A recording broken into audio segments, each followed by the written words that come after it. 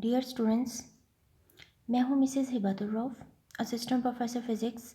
आज हम पढ़ेंगे paper D, chapter number 2, origin of quantum theory. Quantum theory basically इसकी फर्दर जो ब्रांचेस हैं या जिन फिज़िक्स की ब्रांचेस में क्वांटम थ्योरी होल्ड कर रही है वो है एटम्स और molecules, nuclear physics, subatomic particles और quantum optics. Atoms and molecules, ये फर्दर इसकी एप्लीकेशंस कहाँ हैं? मटेरियल्स और टेक्नोलॉजी में, न्यूक्लियर फिज़िक्स की मेडिकल यूजेस और बॉम्ब्स में, और सबएटॉमिक पार्टिकल्स में evolution of the universe. Quantum optics की एप्लीकेशंस हैं क्वांटम कंप्यूटिंग, लेज़र्स, कम्युनिकेशन वगैरह वगैरह। आज हम जो टॉपिक्स पढ़ेंगे वो है origin of quantum theory, difference between classical and quantum theory, thermal radiations, black body radiations, characteristics of black body radiations, radiant energy, emissive power, monochromatic emissive power, black body, spectrum of black body radiations, laws of black body radiations और energy distribution formula for black body radiations. सबसे पहले हम देखेंगे classical और quantum में क्या difference है। Who is the father of classical physics? Classical physics का दूसरा नाम न्यूटोनियन मैकेनिक्स भी है या न्यूटोनियन फिज़िक्स भी है, और ये इसी वजह से है कि father of classical physics sir Isaac Newton को कहा जाता है, जिनका दौर 1643 से 1727 तक है। Who is the founder of quantum physics? Classical physics का सेहरा तो सारा न्यूटन को चला गया, लेकिन क्वांटम फिज़िक्स में बहुत सारे लोग हैं, जिसमें से main Niels Bohr, max Planck और आइंस्टाइन हैं। इन तीनों को क्वांटा यानी क्वांटम थ्योरी पे काम करने की वजह से ही नोबेल प्राइज़ मिला है। इसी वजह से फाउंडर ऑफ क्वांटम फिज़िक्स भी इन तीनों को कहा जाता है, नील्स बोहर, मैक्स प्लांक और आइंस्टाइन। क्लासिकल मैकेनिक्स में और क्वांटम मैकेनिक्स में क्या डिफरेंस है? क्लासिकल मैकेनिक्स डील करती है मैक्रोस्कोपिक पार्टिकल्स यानी लार्ज साइज़ की बॉडीज़ को, लेकिन क्वांटम जो है वो माइक्रोस्कोपिक पार्टिकल्स को यानी बहुत स्मॉल पार्टिकल्स को डील करेगी। Classical mechanics based upon Newton's laws of motion, जबकि क्वांटम मैकेनिक्स इसके अलावा it takes into account Heisenberg uncertainty principle, de Broglie concept of dual nature of matter यानी पार्टिकल नेचर और wave nature. Classical mechanics based on Maxwell's electromagnetic waves theory, according to which any amount of energy may be emitted or absorbed continuously। यानी classical mechanics में energy emit या absorb continuous form में होती थी, जबकि quantum mechanics में ये Planck's quantum theory पे बेस करती है, जिसके according discrete values of energy are emitted और अब्जॉर्ब्ड। डिस्क्रीट में होती है, कॉन्टीन्यूस में नहीं होती। क्लासिकल मैकेनिक्स में state of system is defined by specifying all the forces acting on the particles as well as their positions and velocities, means moment. The future state then can be predicted with certainty, जबकि quantum mechanics gives probabilities of finding the particles at various location in the space, यानी एक fix जगह पे नहीं, various locations पे उसके बारे में प्रोबेबिलिटीज़ हैं। ये बेसिक डिफरेंस है क्लासिकल मैकेनिक्स और क्वांटम मैकेनिक्स में। क्लासिकल मैकेनिक्स का दौर है 1900 तक का, जबकि 20वीं सदी क्वांटम मैकेनिक्स की है। दिसंबर 1900 में मैक्स प्लांक ने अपनी अजम्पशंस दी थी कि एनर्जी डिस्क्रीट मैनर्स में एमिट होती है और अब्जॉर्ब होती है। उससे पहले पहले क्लासिकल मैकेनिक्स का दौर है और 1900 से मॉडर्न फिज़िक्स यानी क्वांटम मैकेनिक्स का दौर है। क्लासिकल मैकेनिक्स को न्यूटोनियन मैकेनिक्स कहेंगे और क्वांटम को आइंस्टाइन, मैक्स प्लांक और नील्स बोर के क्वांटा मींस क्वांटम थ्योरी पे बेस करने की वजह से क्वांटम मैकेनिक्स कहेंगे। हमने पढ़ना है थर्मल रेडिएशंस। तो थर्मल का मतलब होता है थर्म यानी हीट से। तो जब हम किसी चीज़ को गर्म करते हैं तो उसमें से रेडिएशंस भी एमिट होते हैं। हीट के एमिशन जो है या हीट की ट्रांसफ़र जो है वो डिफरेंट फॉर्म में होती है। तो हम थर्मल रेडिएशंस को पढ़ने से पहले थोड़ा सा हीट ट्रांसफ़र को डिस्कस करेंगे, जिसमें आपके सामने हीट ट्रांसफ़र के 3 प्रोसेस लिखे हुए हैं: कंडक्शन, कन्वेक्शन और रेडिएशन। कंडक्शन कैसे होगी कि energy is transferred bye direct contact. ये आपके सामने डायग्राम भी दिखाई हुई है। एक पेन को हाथ लगाया जा रहा है, वो गर्म है, उसके डायरेक्ट कॉन्टैक्ट से एनर्जी ट्रांसफ़र हो रही है। इसको कहते हैं कंडक्शन। कन्वेक्शन किसको कहते हैं कि energy is transferred by the mass motion of the molecules, यानी ये मॉलिक्यूल्स से स्टेप बाय स्टेप एक से दूसरे को, दूसरे से एनर्जी तीसरे को ट्रांसफ़र हो रही होगी। रेडिएशंस क्या होंगे? Energy is transferred bye electromagnetic radiations waves की फॉर्म में। आपके पास वेव्स की फॉर्म में EM वेव्स यानी इलेक्ट्रोमैग्नेटिक वेव्स की फॉर्म में आएंगी। तो हीट के ट्रांसफ़र के 3 प्रोसेस हैं जो आपके सामने हैं।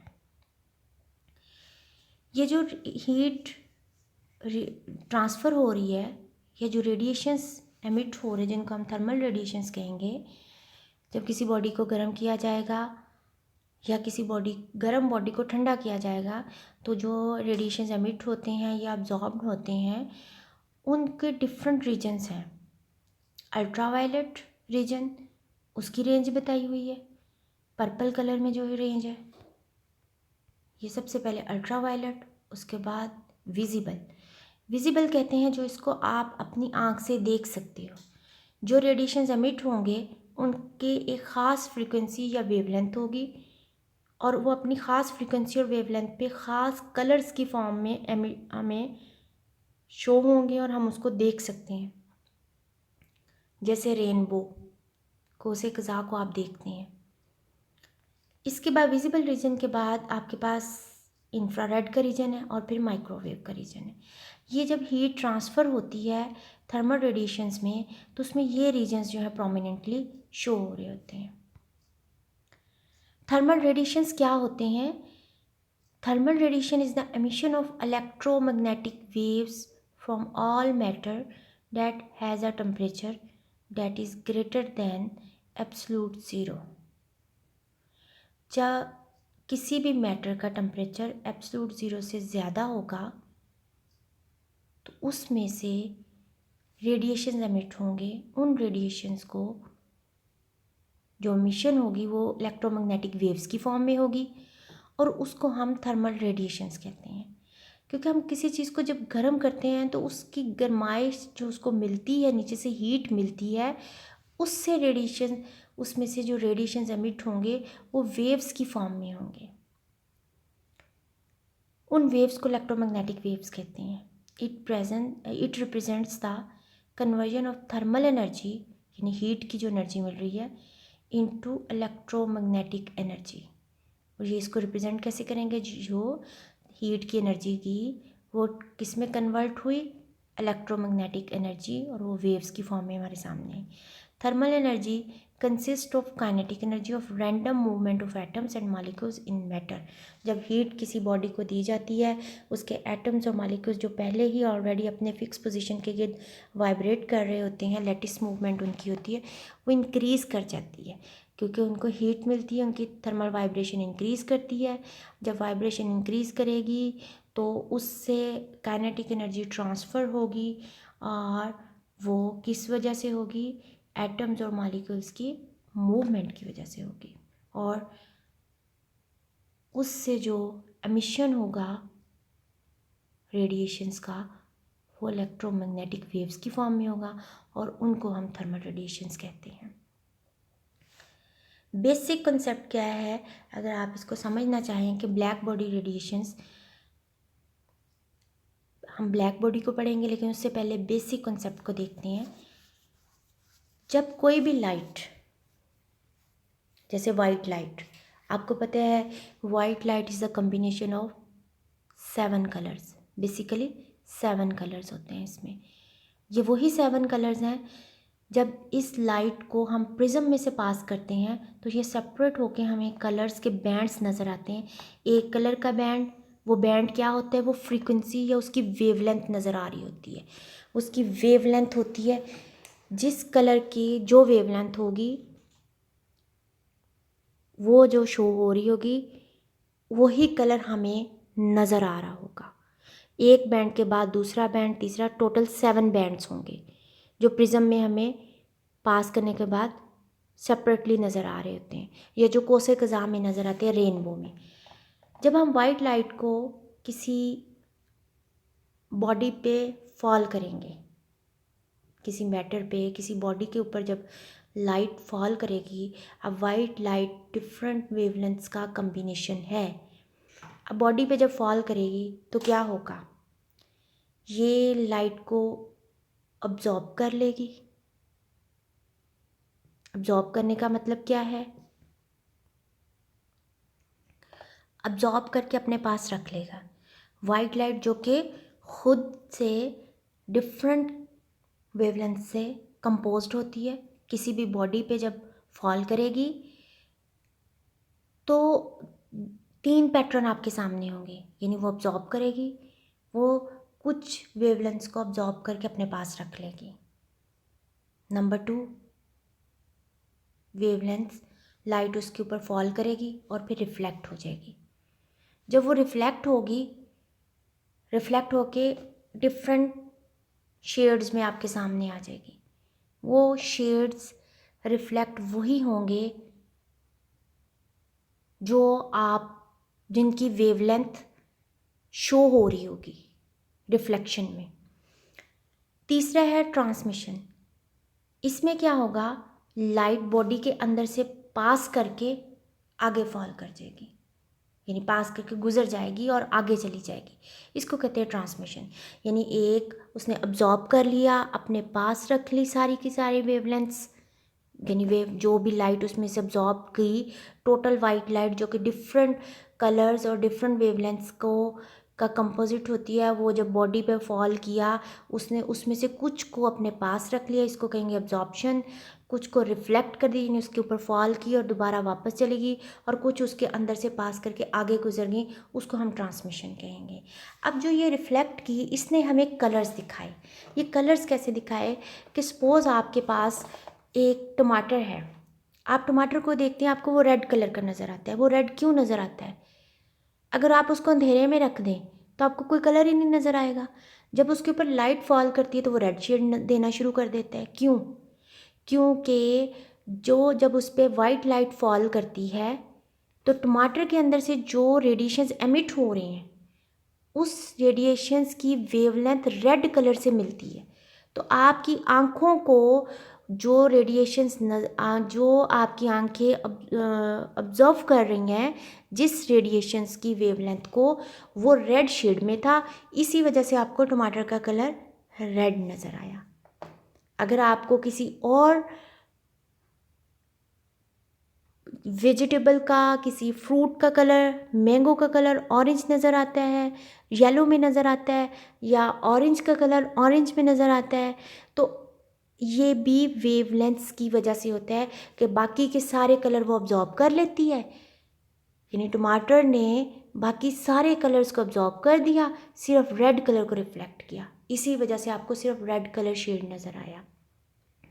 अगर ह्यूमन बॉडी है उसके डिफरेंट शेड्स हैं, आपकी बॉडी का जो भी कलर है वो कलर आपको क्यों नज़र आ रहा है कि जब उसके ऊपर लाइट फॉल करती है तो उसमें कुछ रेडिएशंस अब्जॉर्ब हो जाएंगे, वो उसको अपने पास रख लेगी, कुछ उसमें से गुजर के आगे पास कर जाएंगे, कुछ को वो रिफ्लेक्ट करेगी। अब जो रिफ्लेक्ट करेगी वो देखने वाले नज़र को वही शेड देंगे, वही कलर्स के शेड देंगे जो आपकी बॉडी के शेड नज़र आ रहे होंगे, क्योंकि उसमें वही उसके अंदर की जो वेवलेंथ है उन्हीं कलर्स को रिफ्लेक्ट कर रही होंगी जो आपकी बॉडी के शेड्स होंगे। बाकी को वो रेड नहीं नज़र आएगी, आपकी बॉडी ग्रीन नज़र नहीं आएगी, येलो नज़र नहीं आएगी, क्योंकि वो शेड उसने अब्जॉर्ब कर ली। जो स्किन सा शेड नज़र आ रहा है, वाइट शेड नज़र आ रहा है, सांवला कलर नज़र आ रहा है, ये सारे वो शेड्स होंगे जो मिक्सअप होके आपको की वेवलेंथ शो हो रही होंगी, और दूसरा देखने वाले की आंखों को वो शेड्स नज़र आ रहे होंगे उन वेवलेंथ्स की वजह से। अब जो ब्लैक बॉडी है, बेसिकली क्या होती है ब्लैक बॉडी, कि ये ऐसी बॉडी है जब इसके ऊपर कोई लाइट फॉल की जाए तो ये उसको अब्जॉर्ब कर लेगी, या इसको हीट अप किया जाए, जो लाइट फॉल की जाएगी उसको अब्जॉर्ब करेगी, वो लाइट की तमाम वेवलेंथ्स को अब्जॉर्ब कर लेगी। जबकि हम इससे पहले एग्जाम्पल में देख चुके हैं कि उसने लाइट ने 3 तरह का बिहेवियर दिखाया जब किसी बॉडी के ऊपर फॉल करती है।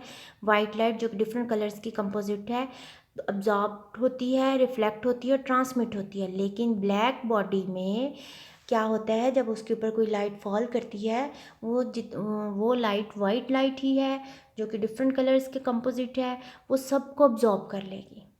जब उस बॉडी को हीट किया जाएगा, किसी हीट सोर्स के थ्रू हीट दी जाएगी, तो वही जितनी उसने लाइट के रेडिएशंस को अब्जॉर्ब किया था, जितनी भी वेवलेंथ्स को अब्जॉर्ब किया, तो वो सारी की सारी वेवलेंथ्स की लाइट को दोबारा एमिट कर देगी। इसको कहते हैं ब्लैक बॉडी। ब्लैक बॉडी में से एमिशन आपके सामने ये डायग्राम है, आप देख सकते हैं कि हीट सोर्स से जब उस बॉडी को हीट अप किया तो उसने सारी lambda 1 2 3 so on 5 different wavelengths को उसने एमिट कर दिया। अब ये आपके पास एक्चुअली ब्लैक बॉडी है जो एक कैविटी की सूरत में होती है, यानी आपके पास किसी भी एक बॉक्स सा है, उसके अंदर एक सुराख किया हुआ है, कैविटी गार बनाया हुआ है, उसके छोटा सा सुराख है, उस पर एक रेडिएशन इंसिडेंट करता है। जब वो रेडिएशन इंसिडेंट करता है यानी लाइट फॉल करती है, वो उसको अब्जॉर्ब कर लेती है।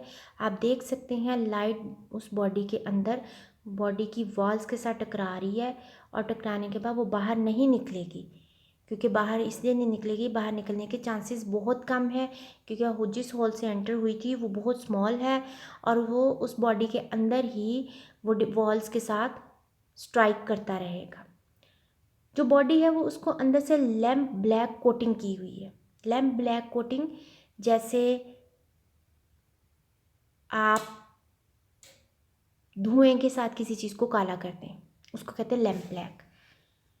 और ये जो इंसिडेंट वेव होगी या इंसिडेंट रेडिएशन होगा वो नॉर्मल रिफ्लेक्शन इंसिडेंट ना करे, उसको स्टॉप करने के लिए यानी डायरेक्ट रिफ्लेक्शन के लिए बॉडी के ऊपर वो नॉर्मली इंसिडेंट करेगा, तो उसके बाद उसकी डायरेक्ट रिफ्लेक्शन को रिफ्लेक्ट ना करे। रिफ्लेक्ट करना किसको कहते हैं कि बॉडी के ऊपर फॉल किया उसने अब्जॉर्ब ना करे, बल्कि उसके साथ फॉल करने के बाद वापस आ जाए। इससे बचने के लिए ये एक प्रोजेक्शन सा इसके ऊपर बनाया हुआ है। ये है ब्लैक बॉडी की बेसिकली कंस्ट्रक्शन। अगर हम वेवलेंथ और अमाउंट्स ऑफ रेडिएशंस के दरमियान ग्राफ ड्रॉ करें तो हम देखेंगे स्टार्ट में, इस ग्राफ को आप गौर से देखें, आप देख रहे हैं स्टार्ट में जब आपके पास वेवलेंथ बहुत कम थी, वेव शुरू हुई है तो रेडिएशंस यानी आपके पास जो एमिट हो रहे हैं रेडिएशंस वो भी बहुत कम वेवलेंथ्स के रेडिएशन एमिट हो रहे हैं। आहिस्ता आहिस्ता एक पीक पे पहुंच गए। ये पीक है मैक्सिमम रेडिएशंस का, यानी वो रेडिएशन है इस पीक पे जिसकी वेवलेंथ मैक्सिमम है। वो रेडिएशन एमिट हो रहा है जिसकी वेवलेंथ मैक्सिमम है, यानी यहाँ पे amount of radiations maximum quantity में उस बॉडी से एमिट हो रहे हैं। इससे ज़्यादा नहीं होंगे, इससे कम होंगे। आप देख रही हैं उसके बाद नेक्स्ट के ग्राफ में इस पीक के बाद आहिस्ता आहिस्ता वेवलेंथ जो है वो बढ़ती जा रही है।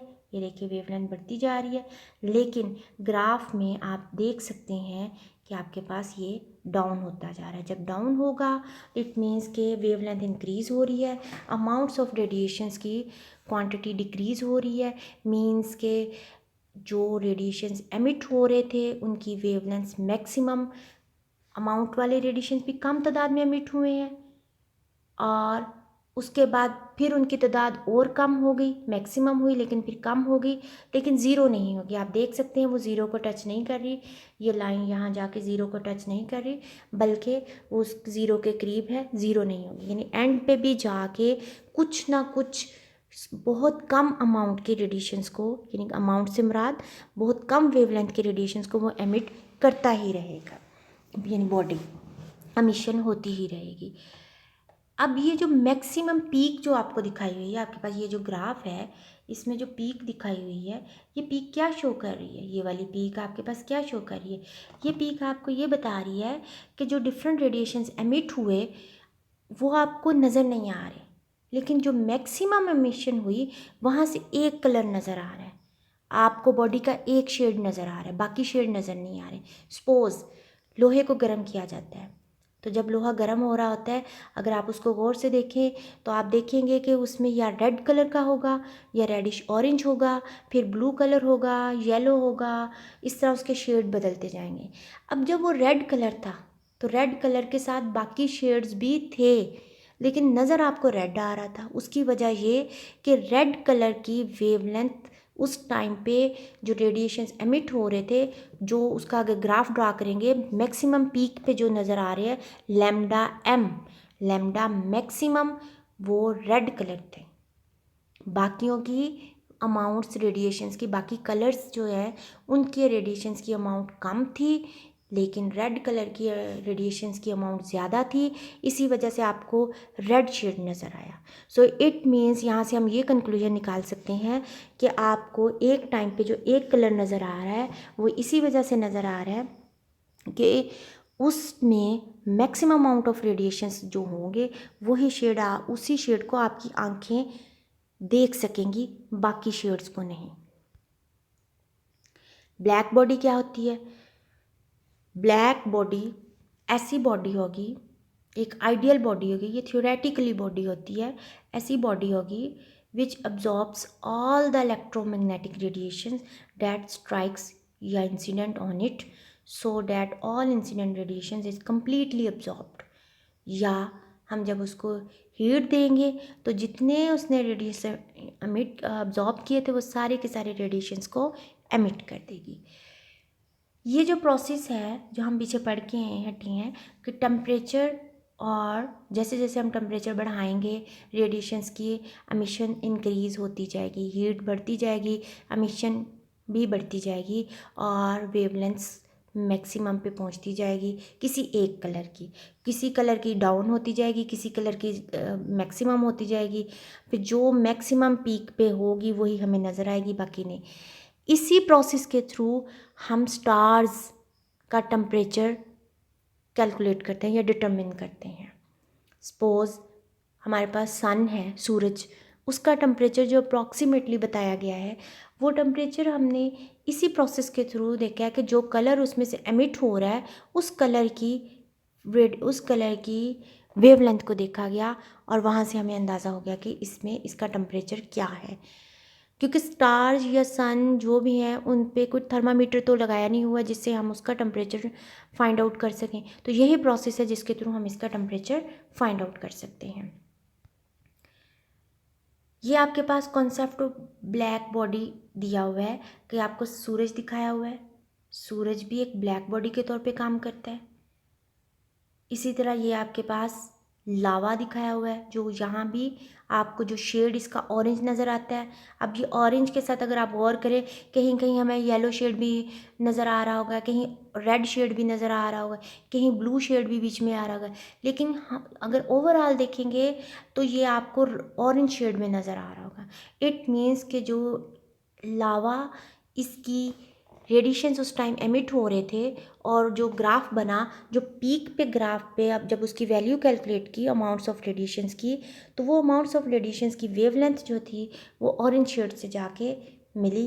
इट मीन्स इसी वजह से हमें ये ऑरेंज शेड नज़र आ रहा था, बाकी शेड्स की वेवलेंथ्स अमाउंट्स ऑफ रेडिएशंस की तादाद कम थी। इसी तरह ये लकड़ियाँ जल रही हैं, आग जल रही है, इसका भी एक मखसूस कलर हमें नज़र आ रहा है। ये भी एक ब्लैक बॉडी के तौर पे बिहेव कर रहा है कि जितने भी रेडिएशंस इसमें जाएंगे वो सारे के सारे को अब्जॉर्ब कर लेगा, और जब उसको हीट अप किया जाएगा ये एमिट करेगा, जब इसको ठंडा करेंगे तो वो सारे के सारे रेडिएशंस को अब्जॉर्ब करेंगे। इसी तरह से ये भी आपको लोहे को गर्म करके दिखाया हुआ है, उसके शेड्स दिखाए हुए हैं। ये ब्लैक बॉडी को अलग से दोबारा से दिखाया हुआ है कि ब्लैक बॉडी होती क्या है, कैसे बनाई जाती है। ब्लैक बॉडी की अप्रॉक्सीमेशंस क्या हैं या इसकी करेक्टरिस्टिक्स क्या हैं? A good approximation of black body is a small hole leading, यानी उसके अंदर एक स्मॉल होल होगा, leading to the inside of the hollow object होगा।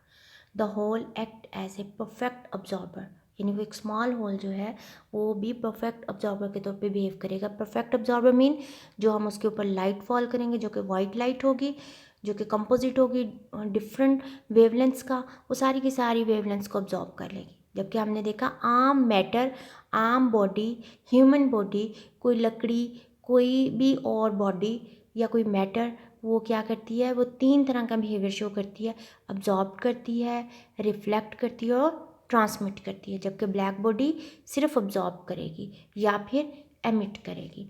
The nature of the radiation leaving the cavity through the hole depends only on the temperature of the cavity, यानी जो radiations उसमें इसके ब्लैक बॉडी के हैं वो किस पे डिपेंड करते हैं, सिर्फ और सिर्फ टेम्परेचर पे।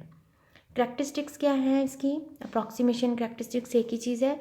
अब perfect black body emits radiations of all types when it is in hot state, जब गर्म होगी तो वो हर किस्म की रेडिएशंस को एमिट करेगी और अब्जॉर्ब करेगी हर किस्म के रेडिएशंस को जब उसको वो कोल्ड स्टेट में होगी।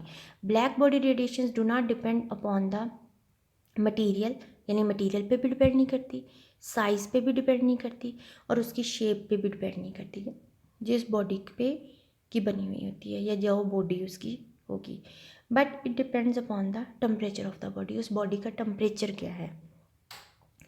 Black body radiations in A cavity exert pressure on the walls of the cavity like gas molecules, यानी ये आपके पास जो उसके अंदर कैविटी कहते हैं वो गार जो उसके अंदर बना हुआ सुराख सा, उसमें जो मालिक्यूल जो रेडिएशंस चले जाते हैं, अब्जॉर्ब कर लेते हैं, तो वो रेडिएशंस उसकी दीवारों के साथ टकराते रहते हैं, यानी उनकी कुलियन होती रहती है। उसके अलावा उस पर कोई किसी किस्म की फोर्स नहीं लगती, सिर्फ वो वॉल्स का ही के साथ लगती है, वही प्रेशर उस पर एक्ट करता है। अब कुछ डेफिनेशंस हैं। रेडिएंट एनर्जी किसको कहते हैं? The heat energy transmitted by the thermal radiations is called radiant energy. Emissive power क्या होगी? The amount of radiant energy emitted per second per unit area from the emitter is called emissive power. Monochromatic emissive power क्या होगी? The amount of radiant energy emitted per second per unit area in a unit wavelength range, यानी single colour, monochromatic single colour, एक ही colour की wavelength is called monochromatic emissive power. It is denoted by E lambda, बाजुकात इसको E से भी denote कर देते हैं। Energy density of radiations, the energy carried by the radiations of unit volume of the black body is called energy density of radiation. It is denoted by rho. अब spectrum of black body radiations. Spectrum यानी जो light temperature और amount of radiations की emission. अब ये आपने जहन में रखना है, अमाउंट ऑफ रेडिएशन से मुराद ये है कि उसकी इंटेंसिटी, नंबर्स ऑफ रेडिएशंस जब बढ़ते जाएंगे, एक ही कलर के रेडिएशंस की तादाद बढ़ती जाएगी, वहीं से अंदाज़ा होगा कौन सा किस टेम्परेचर पे जाके कौन से कलर के रेडिएशंस ज़्यादा होते हैं, और जिस टेम्परेचर पे ज़्यादा है वही हमें शो हो रहा होगा। ये आपके सामने एक ग्राफ है, आप इसको देख सकते हैं कि ये वेवलेंथ और आपके पास अमाउंट ऑफ रेडिएशंस के दरमियान बना हुआ है। आप देख सकते हैं कि इसमें सबसे पहले जो टेम्परेचर नीचे लिखा हुआ है 3500 केल्विन है। 3500 केल्विन टेम्परेचर पे वेवलेंथ ज़्यादा है। आप देख सकते हैं जो सबसे नीचे वेवलेंथ है उसकी वेव की जो चौड़ाई है या उसका बैंड है वो बहुत बड़ा है। जब वो 4000 केल्विन पे जाता है तो उसका बैंड कम होता है और शार्पनेस इंक्रीज़ कर रही है। शार्पनेस यानी पीक बढ़ती जा रही है। 4000 के बाद 4500 केल्विन पे आते हैं, वेवलेंथ डिक्रीज़ हो गई, शार्पनेस इंक्रीज़ होगी। जब हम 5000 केल्विन पे गए तो हमने देखा कि टेम्परेचर के 5000 जाने पे वेवलेंथ फर्दर डिक्रीज़ होगी, शार्पनेस इंक्रीज़ होगी, और 5500 पे शार्पनेस यानी कि आपको एक मखसूस इसकी पीक मिल रही है और वेवलेंथ डिक्रीज़ हो गई है। सबसे पहली और सबसे लास्ट वेवलेंथ दोनों को देखें, दोनों में बहुत डिफरेंस नज़र आ रहा है। सबसे लास्ट वाली की वेव की लेंथ ज़्यादा है और सबसे ऊपर वाली यानी इसकी वेव की लेंथ कम है। देखिए इसकी चौड़ाई कम हो गई है, लेकिन सबसे लास्ट ये जो आपको सबसे पहले नंबर पे ये जो नज़र आ रही है इसकी वेव की लेंथ ज़्यादा है। लेकिन एक चीज़ आप नोट कर सकते हैं, एंड में ये ज़ीरो नहीं हो रहा, नीचे ज़ीरो को टच नहीं कर रहा, यानी इसकी नंबर ऑफ रेडिएशंस की एमिशन जो है किसी भी टेम्परेचर पे 3500 पे, 4000 पे, 4500 केल्विन पे, 5000 केल्विन पे और 5500 केल्विन पे, किसी पे भी टेम्परेचर पे इसके रेडिएशंस की एमिशन ज़ीरो नहीं होती, अमाउंट कम हो जाती है। रेडिएशंस की वेवलेंथ्स कम वेवलेंथ वाले रेडिएशंस एमिट होते हैं लेकिन होते रहते हैं। At a particular temperature the distributed energy is not uniform among the various wavelengths of the radiation emitted by the black body. यानी ये जो ब्लैक बॉडी को जब हमने हीट किया तो उसमें से जो रेडिएशन एमिट हुए, ब्लैक बॉडी को हमने डिफरेंट टेम्परेचर्स पे हीट किया, ठीक है। डिफरेंट टेम्परेचर्स पे हीट करके हमने उसके एनर्जी को और वेवलेंथ का ग्राफ ड्रॉ कर लिया। हमने देखा कि वेवलेंथ की पीक्स, किसी भी वेवलेंथ की पीक आपस में नहीं मिल रही, डिफरेंट वेवलेंथ, हर टेम्परेचर पे पीक्स डिफरेंट है। For each temperature there is a wavelength lambda m. हर टेम्परेचर पे 3500 पे भी एक लैम्डा एम है, 4000 पे भी लैम्डा एम है। अब ये लैम्डा एम क्या है? लैम्डा एम पीक होगी हर वेव की, यानी हर टेम्परेचर पे हर वेव की एक पीक होगी, चाहे वो छोटी है। 3500 पे अलग पीक बन रही है, 4000 पे अलग पीक बन रही है, 4500 पे अलग बन रही है, 500 पे 1000 पे अलग बन रही है और 55 पे 100 पे अलग बन रही है। सो वो कह रहे हैं for each temperature there is a wavelength at which energy radiated is maximum. हर वेवलेंथ, हर टेम्परेचर पे वेवलेंथ लैम्डा एम होगी और उस लैम्डा एम पे एनर्जी जो रेडिएट होगी वो मैक्सिमम होगी, वो ई एम होगी। जैसे जैसे हम टेम्परेचर को इंक्रीज़ करेंगे ई एम भी इंक्रीज़ होगी, लेकिन उसकी वेव लेंथ डिक्रीज़ होगी। ये आपने देखा, हमने देखा कि स्टेप बाय स्टेप जैसे जैसे हम ऊपर गए हैं वेव की लेंथ यानी वेव की चौड़ाई कम होती गई है। The area under the curve, यानी हर कर्व का, ये आपके सामने टोटल 5 कर्व्स हैं। The area under the curve for a particular temperature gives the total energy emitted by the black body per unit area पर second for the complete spectrum. यानी किसी एक वेवलेंथ को अगर हम लेते हैं तो वो कह रहे हैं ये आपके पास एक वेवलेंथ है, इसका जो एरिया होगा, एरिया में जो लाइन के अंदर अंदर एरिया को जिसको कवर कर रही है वो किस चीज़ को शो कर रहा है, वो उस टेम्परेचर पे, उस ब्लैक बॉडी के उस टेम्परेचर पे एनर्जी जो एमिट हो रही है उसको पर यूनिट एरिया पर second for the complete spectrum को। अब हम पढ़ेंगे आगे, हमारे पास है laws of black body radiations. सबसे पहला लॉ है वेन्स डिस्प्लेसमेंट लॉ, 1893 में इसको दिया गया।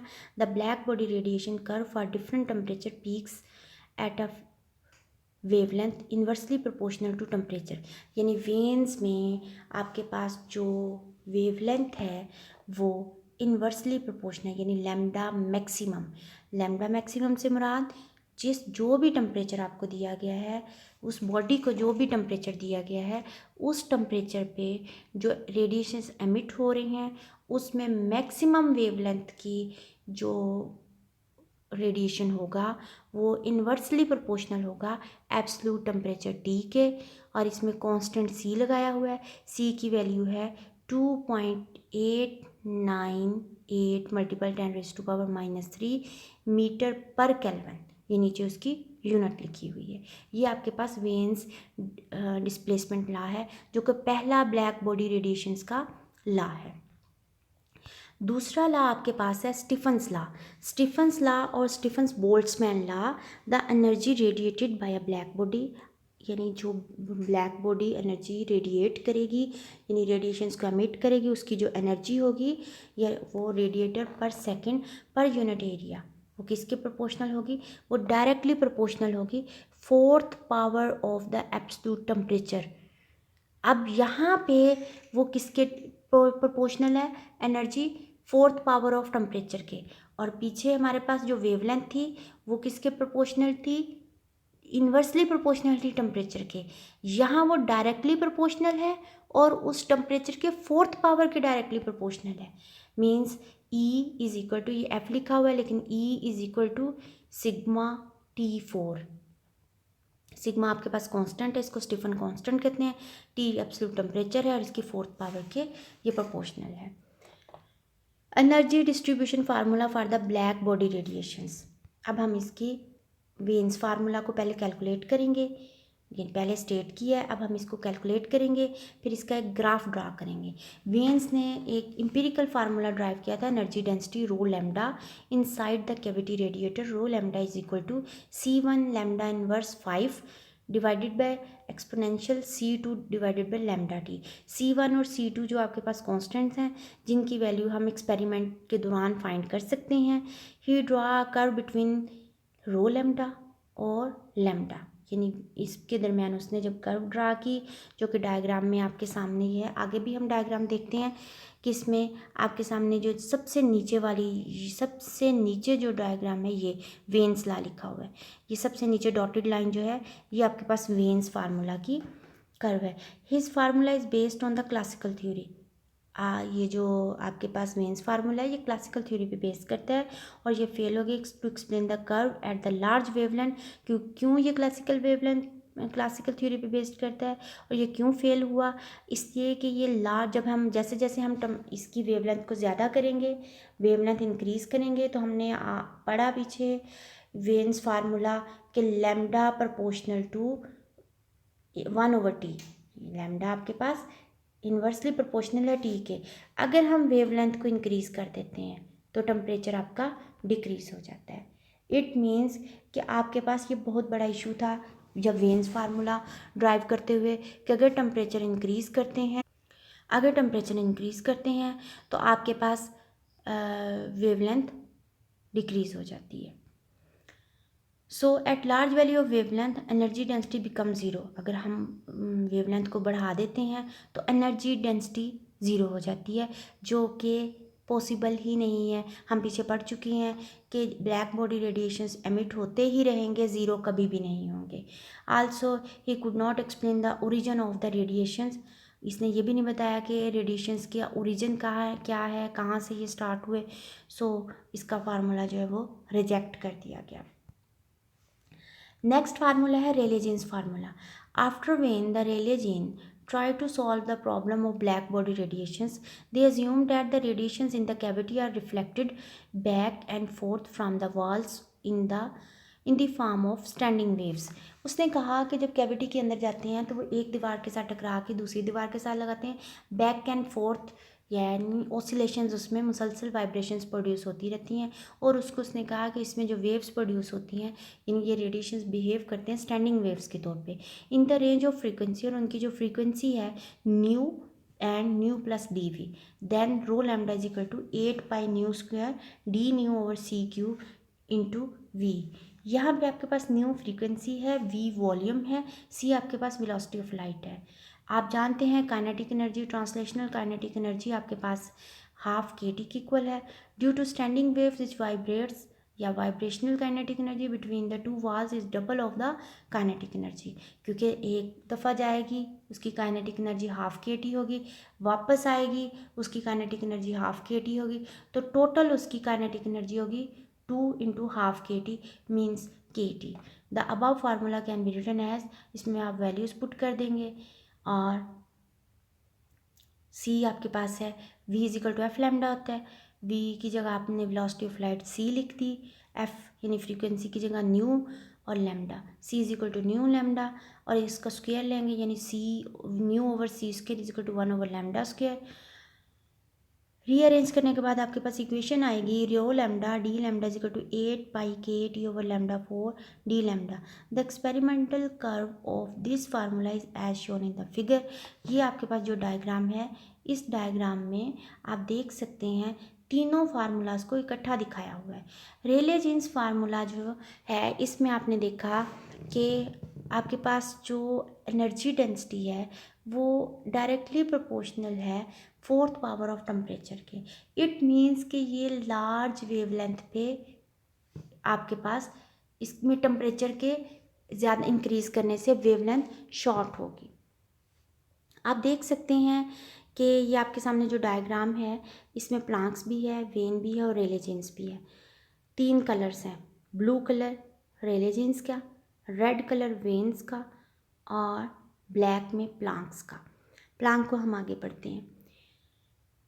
ब्लू कलर में आप देखें वेवलेंथ, अगर आप रेडिएशंस जो इसमें से एमिट हो रहे हैं आप देख रहे हैं ये सीधी ऊपर को जा रही है, इट मीन्स कि इसकी वैल्यू इन्फिनिट तक जाएगी।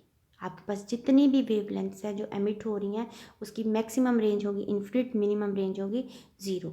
इट मीन्स के रेले जीन्स फार्मूला भी फेल्ड हो गया। क्यों?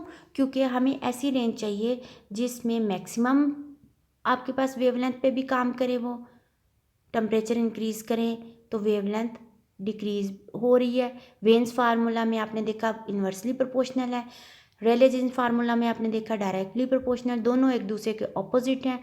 रेले जीन्स भी इसमें हमारे पास क्लासिकल थ्योरी के अकॉर्डिंग काम कर रहा है और यहाँ पे आपके पास वेन्स फार्मूला भी क्लासिकल थ्योरी के अकॉर्डिंग काम कर रहा है कि हमें कोई ऐसी सिचुएशन नहीं मिल रही थी जिस पे आपके पास रेडिएशंस जो एमिट हों उसमें जो रेंज है वो मैक्सिमम रेंज में एक कलर की रेडिएशंस हमें नज़र आए। ये आपके पास इसका ग्राफ है। So it is clear from the curve that the energy is infinity. यहाँ पे जो एनर्जी होगी जो एमिट होगी, जो बहुत ज़्यादा वेवलेंथ होगी तो उसकी, क्योंकि इसमें वेवलेंथ बड़ी होगी, जब वेव की लेंथ बड़ी होगी तो उसका जो एरिया होगा वो बहुत ज़्यादा होगा जो कर्व कर रहा है, तो the energy is infinity concentrated at short wavelength. This is against the reality, और ये आप रियलिटी के अगेंस्ट है कि ऐसा पॉसिबल ही नहीं है कि एनर्जी इन्फिनिट हो, और क्योंकि यहाँ पे वेवलेंथ शॉर्ट हो जाएगी, शॉर्ट वेवलेंथ होगी, एनर्जी इन्फिनिट हो जाएगी। This is against the reality, further does not tells us about the origin of the radiation, so this formula is rejected due to this effect. यानी rejection की 2 वजह हैं, एक ये कि इसकी एनर्जी इन्फिनिट थी शॉर्ट वेवलेंथ पे, अगर हम वेवलेंथ को शॉर्ट करते हैं, अगर वेवलेंथ को इंक्रीज़ करते हैं तो ये फार्मूला वैसे नहीं इम्प्लीमेंट होगा, और so this formula is rejected due to this effect. Black body radiations का ग्राफ बनाया गया एक्चुअल और थ्योरेटिकल। एक्चुअल ग्राफ जो बनाया गया एक्सपेरिमेंटल वो ये था, जब थ्योरेटिकल ग्राफ ड्रा किया गया वो आपके पास एक सीधी लाइन आपके पास कर्व की फॉर्म में है। अब दोनों को देखें, दोनों में बहुत डिफरेंस है, दोनों एक दूसरे के ऑपोजिट है। यही वजह थी क्लासिकल थ्योरी में कि इसको रिजेक्ट किया गया, और ये बात सोचने पे मजबूर हुए कि आखिर क्या वजह है कि दोनों में इतनी कॉन्ट्राडिक्शन पाई जा रही है। तो इसी वजह से क्वांटम थ्योरी को, क्वांटम को, पैकेट्स को, फोटॉन्स को एक्सप्लेन किया मैक्स प्लैंक ने कि light is made of packets of energy, quanta. अगर एक होगा, एनर्जी का पैकेट उसको क्वांटम कहेंगे, अगर लार्ज नंबर ऑफ पैकेट्स होंगे उसको क्वांटा कहेंगे। और मैक्स प्लैंक ने इसको एक्सप्लेन किया, उसने कहा कि जो एनर्जी है वो कंटिन्यूस फॉर्म में ना एमिट हो रही है ना ही कंटिन्यूस फॉर्म में अब्जॉर्ब होती है। हर एनर्जी डिस्क्रीट मैनर्स में होती है और हर पैकेट यानी हर लेवल की, हर पैकेट की अपनी डिफरेंट एनर्जी होगी और वो जो एनर्जी डिसकंटिन्यूस फॉर्म में होगी उसको पैकेट्स और बंडल्स का नाम दिया गया। उन बंडल्स को क्वांटा का कहा गया और ये कहा गया जो उसकी एनर्जी है वो डायरेक्टली प्रोपोर्शनल है फ्रीक्वेंसी के। और उसमें कांस्टेंट लगाया गया एच, जो कि प्लैंक्स कांस्टेंट है, जिसकी value 6.6426 multiple 10⁻34 joules per second. और यहीं से ये बात एक्सप्लेन हुई कि लाइट जो डुअल नेचर में है, क्वांटम थ्योरी ने बताया कि जब वो पार्टिकल नेचर रखेगी तो उसका बिहेवियर ऐसा होगा। ये पार्टिकल नेचर है। हर पार्टिकल की, जो कि क्वांटा की सूरत में दिखाए हुए हैं, अपनी ही एनर्जी होगी। क्लासिकल थ्योरी में कहा जाता था सारे पार्टिकल्स एक ही सेम फॉर्म में, कंटिन्यूस फॉर्म में एनर्जी को एमिट करते हैं, एक ही तरीके से एमिट करते हैं, जबकि क्वांटम ने बताया नहीं, ऐसा नहीं है। हर बंडल, हर पैकेट, हर एटम के, हर लेवल के, हर शेल की अपनी एनर्जी है और वहाँ से जो एनर्जी एमिट होती है फोटॉन्स की सूरत में होती है, क्वांटा की सूरत में होती है, उसकी एनर्जी डिफरेंट होती है। वो डिपेंड करती है फ्रीक्वेंसी पे और ई प्रोपोर्शनल टू एफ या न्यू और E is equal to h nu. ये पार्टिकल नेचर दिखाई हुई है और ये आपके पास वेव नेचर दिखाई हुई है और ये वेव नेचर भी यही शो करेगी कि हर पैकेट की यानी फोटोन की, जो कि वेव की फॉर्म में होगा, उसकी अपनी ही एक एनर्जी होगी। और यही रेवोल्यूशन था जिसने, जो पीछे हम ग्राफ देख रहे थे जिसमें उन्होंने वेन्स फार्मूला को भी बताया कि वो भी फेल हो गया क्योंकि उसने ओरिजिन ऑफ पार्टिकल्स नहीं बताए थे कि पार्टिकल्स का ओरिजिन क्या है, रेडिएशन जो एमिट हो रही है उनका ओरिजिन क्या है। तो प्लैंक्स ने यानी क्वांटम ने ये बताया कि उसका ओरिजिन क्या है, कि वो बंडल्स और पैकेट्स और डिसकंटिन्यू फॉर्म में और कहाँ से ओरिजिनेट हो रही है, यानी एटम के किस लेवल से एमिट हुई है, किस शेल से एमिट हुई है, कितनी अमाउंट में एमिट हुई है, एक लेवल की जो एनर्जी आई है उसकी क्या वैल्यू है, दूसरे लेवल से जो फोटोन आया है उसकी क्या वैल्यू है। और रेले जीन्स फार्मूला भी यहाँ फेल था, वेन्स भी फेल था। वेन्स शॉर्ट वेव लेंथ पे काम कर रहा था कि टेम्परेचर इंक्रीज़ करते थे तो वेव लेंथ डिक्रीज़ हो जाती थी। रेले जीन्स में टेम्परेचर इंक्रीज़ करते थे तो वेव लेंथ इंक्रीज़ हो जाती थी, डायरेक्टली प्रोपोर्शनल थी। तो दोनों एक दूसरे के ऑपोजिट थी। प्लैंक्स ने इन दोनों के प्रॉब्लम को सॉल्व किया। प्लैंक्स की असम्पशन जो कि E is equal to h nu थी वो शॉर्ट वेव लेंथ पे भी इम्प्लीमेंट हो रही थी और लॉन्ग वेव लेंथ पे भी इम्प्लीमेंट हो रही थी। ये था हमारा आज का ब्लैक बॉडी रेडिएशंस का टॉपिक। Thank you.